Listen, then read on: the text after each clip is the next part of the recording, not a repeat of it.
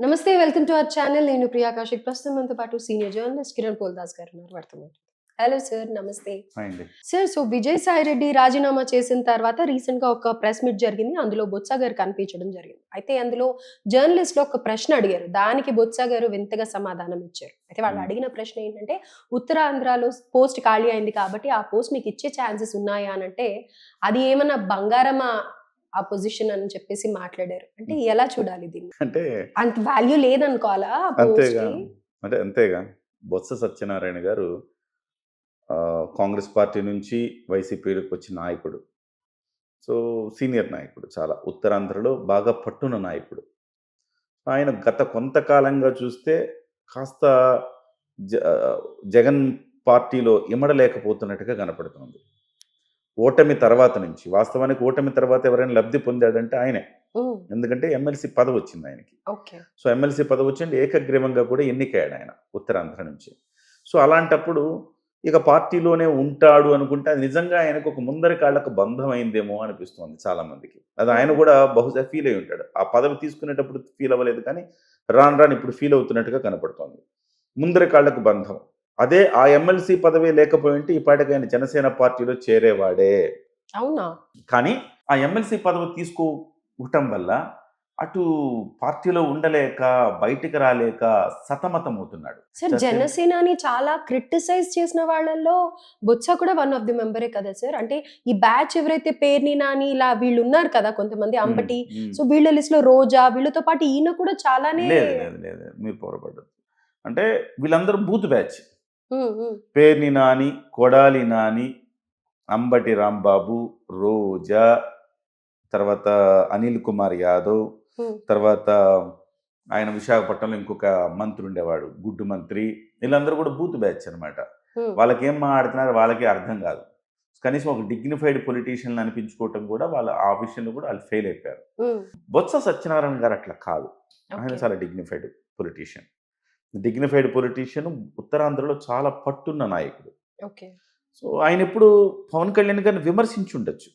విమర్శలు విమర్శలు సహజమండి. ఆరోపణలు, ప్రత్యారోపణలు, విమర్శలు సహజం. కానీ ఆ విమర్శలు గూడా ఎట్లా ఉండాలి? మీరు ఎదుటివాడు స్వీకరించగలగాలి ఆ విమర్శని. ఓకే. అంటే పొలిటికల్‌గా ఎలా ఉందో అంతే హ్మ్. తప్ప అంతే తప్ప వీళ్ళలాగా ఎక్స్‌ట్రీమ్ లెవెల్‌కెళ్ళి వీళ్ళకి పర్సనల్‌గా ఎక్స్‌ట్రీమ్ లెవెల్‌కెళ్ళి అటాక్ ఆయన చేయలేదనమాట. ఏనాడు మాట్లాడలేదు. ఓకే. రైట్. పాలిసీస్ గురించి మాట్లాడాడు. సో, ప్రభుత్వాన్ని వాళ్ళు విమర్శిస్తే ఆయన దాన్ని సపోర్ట్ చేసుకున్నాడు.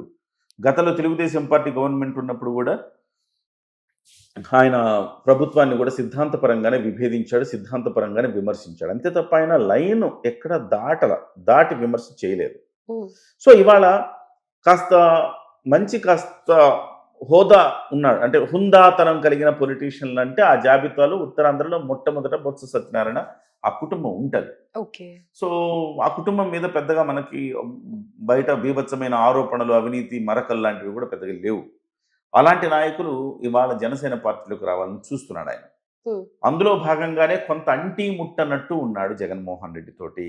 హుహు. ఆ పార్టీలో గూడా ఏదో ఎమ్మెల్సీ గాబట్టి, మాట్లాడాలి గాబట్టి మాట్లాడుతున్నాడు గానీ, నిజంగా యాక్టివ్‌గా లేడు. ఉండాల్సినంత యాక్టివ్‌గా లేడు. ఓకే. సహజంగా పదవిలో ఉన్నవాళ్ళు కొంచెం యాక్టివ్‌గా ఉంటారు. అందుకే వాళ్ళకి పదవొస్తది. ఇప్పుడు బొత్స సత్యనారాయణకి ఎమ్మెల్సీ ఇవ్వడం ద్వారా బొత్స సత్యనారాయణ కాస్త లీడ్ రోల్ తీసుకుంటాడని ఇచ్చారక్కడ. ఓకే. కానీ ఆయన ఆ లీడ్ రోల్ ఏం తీసుకుంటున్నట్టుగా కనపడట్లేదు. నంబర్ 1. నంబర్ 2 ఇప్పుడు విజయసాయిరెడ్డి గారు అక్కడ రాజీనామా ఉత్తరాంధ్ర ఇన్‌చార్జ్ ఆయన. ఆయన వాళ్ళ పార్టీకి రాజీనామా చేస్తే ఆ ఖాళీ అయింది ఆ స్థానం. సో, వైసీపీ తరపున మీరు ఉత్తరాంధ్ర ఇన్‌చార్జ్ అవుతారంటే అది పెద్ద పదవి దానికి మళ్ళీ నేను అవ్వడమా అన్నట్టుగా ఆయన మాట్లాడాడు.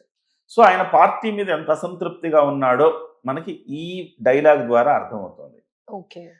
మూడవది ఆయన నిజంగా బలమైన నాయకుడైనా గాని వైసీపీ వాళ్ళు ఆయన్ని ఏనాడు ఆయనకు ఆ రకమైన గౌరవ మర్యాద ఇవ్వలేదు వాళ్ళు. హుహు. ఎందుకంటే ఇక తప్పదు కాబట్టి మొన్న ఎమ్మెల్సీ చేశారు. కనీసం ఆయన్ని వాడుకుందామని ఎమ్మెల్సీ చేశారు. కానీ సహజంగా ఆయనకి ఇవ్వాల్సినంత ఇంపార్టెన్స్ ఇవ్వలేదు. ఆయన ఉత్తరాంధ్రకి ఆయన్ని ఇన్‌చార్జ్ చేయాలి లెక్క ప్రకారం. ఆయనకు పట్టున్న జిల్లాలవి. కానీ విజయసాయి రెడ్డిని చేశారక్కడ. ఓకే. సో, ఆయన ఇలాకాలోని ఇంకొకళ్ళు హవా నడిపిస్తా ఉన్నారు. చూస్తూ చేష్టలుడికి చూస్తుండిపోయాడు అంతే.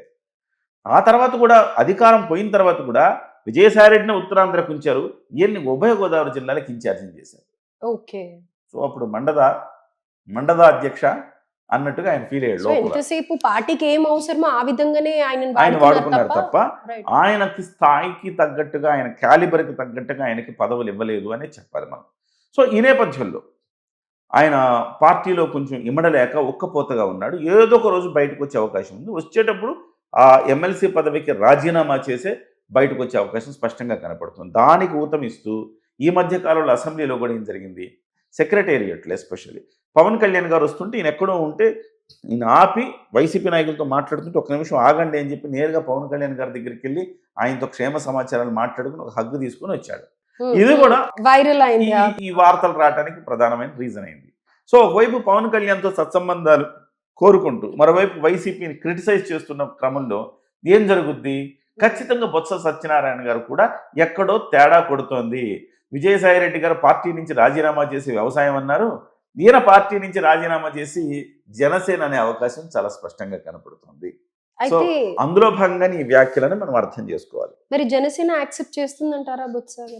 జనసేన పార్టీ కొంత రిజిడ్గా ఉంటుంది. ఇలాంటి వ్యవహారాలు ఏంటంటే అంత ఓపెన్గా ఉండదు. అదొక్కటే జనసేన పార్టీలో ఉన్న ఒక ప్రధానమైన లోపం అని చెప్పాలి. సో పార్టీకి నాయకులు వస్తామన్నా కానీ తీసుకునే యంత్రాంగం పార్టీలో లేదు. ఎవరిని కలవాలో కూడా తెలియదు. సో ఏ నాయకుడిని కలవాలి, మనం ఎట్లా వెళ్ళాలి, ఏ రకంగా అంటే జనసేన పార్టీని ఎవరైనా అప్రోచ్ అవుతే ఎవరిని కలవాలి, ఎవరిని కలవాలి, పార్టీలోకి వస్తానయ్యా అంటే ఎవరు దానికి నాయకత్వం వహిస్తారనేది కూడా లేదు. అయితే ఇది ముందు నుంచి ఉన్న కంప్లైంట్ కదా, ఎందుకు సరి చేసుకోలేకపోతున్నారు? అది ఇప్పుడు సరి చేస్తున్నారు. ఇప్పుడు జనంలో జనసేన ఈ ప్లేనరీ నుంచి బహుశా సరి చేస్తారు అనుకుంటా. అయితే ఇప్పుడు బొత్స సత్యనారాయణ గారు ముందే వీళ్ళు ఆహ్వానించాలి కదా, పెద్ద పెద్ద నాయకులు ఉంటారండి, వాళ్ళని ఆహ్వానించాలి. ఆనం రామనారాయణ రెడ్డి నెల్లూరులో చాలా కాలం వైసీపీ నుంచి వీడిన తర్వాత తెలుగుదేశంలోకి వెళ్ళాలా, జనసేనకి వెళ్ళాలని చాలా చాలా కాలం వెయిట్ చేశారు. వెయిట్ చేసినప్పుడు వీళ్ళు ఆహ్వానించి పెద్దవాళ్ళు కదా, మీరు రండి రామనారాయణ రెడ్డి కూడా మంచి క్యాలిబర్ ఉన్న నాయకుడు, ఒక సచ్ఛీలత కలిగిన నాయకుడు. ఆయన మీద కూడా లేనిపోయిన ఆరోపణలు ఏం లేవు. ఆయన కూడా పార్టీలోకి తీసుకొని నెల్లూరులో పార్టీ బలోపేతం అయ్యేది. అలాగే కన్నా లక్ష్మీనారాయణ కొంచెం గొంతెమ్మ కోరికలు కోరాడంటే అది పక్కన పెడితే, ఇవాళ బొత్స సత్యనారాయణ పార్టీలోకి తీసుకుంటే శ్రీకాకుళం, విజయనగరం, విశాఖపట్నంలో పార్టీని బలోపేతం చేసేదానికి కృషి చేస్తాడు. సో కాకపోతే ఇప్పుడు జనసేన తీసుకుంటుందని మీ ప్రశ్నకు తీసుకోవాలి. ఇప్పుడు తీసుకోవాలి. ఎందుకు తీసుకోవాలి? పార్టీ బలోపేతం కావాలంటే అలాంటి నాయకులు ఉండాలి. ఎక్స్పెక్ట్ చేయొచ్చా సార్? మరి డెఫినెట్ గా ఎక్స్పెక్ట్ చేయొచ్చు. పవన్ కళ్యాణ్ గారు కూడా నాకు వదిలేసి ఆయన మీద మంచి ఒపీనియన్ ఉందని నేను అనుకుంటున్నా. డెఫినెట్గా ఆయన జనసేన పార్టీలోకి మార్గం సుగమం అయ్యే అవకాశాలే ఎక్కువ కనబడతాయి. సో నాదెండ్ల గారు మంత్రి పదవి నిర్వహించడంలో, ప్రభుత్వ కార్యక్రమాల్లో బిజీగా ఉన్నారు. ఇకపోతే నాగబాబు గారు ఇవాళ కొంత ఫ్రీగానే ఉన్నారు. పార్టీ కార్యక్రమాలు ఆయన లీడ్ తీసుకోవాల్సిన పరిస్థితి వాళ్ళు ఉంది కూడా. పవన్ కళ్యాణ్ గారు బిజీ, నాదెండ్ల గారు బిజీ, ఆ తర్వాత ఎవరు? నాగబాబు గారే కదా. సో నాగబాబు గారు ఈ పార్టీ దీనికి సంబంధించి ఈ కార్యక్రమాన్ని లీడ్ తీసుకొని ఈ 1.5 నెలలు విగ్రస్గా తిరిగి ఈ ప్లీనరీ నాటికి నాయకత్వాన్ని ఆయా నియోజకవర్గాలు, జిల్లాల్లో రెడీ చేసే బాధ్యత ఆయన తీసుకున్నారు. ప్రతి చోటకి వెళ్ళిన తర్వాత ఓన్లీ మనం సభ మాత్రమే చూస్తున్నాం. సభ వెనక కసరత్తు ఉంటుంది కొంత. Okay, right. సో మీరు మాకు ఒక లీక్ చేశారని చెప్పుకోవచ్చా? పొలిటికల్ లీక్ బొత్స డెఫినెట్ గా జనసేనలోకి వచ్చే అవకాశాలు ఉన్నాయి. ఎస్ అండి. Right sir, thank you so much sir. Thank you.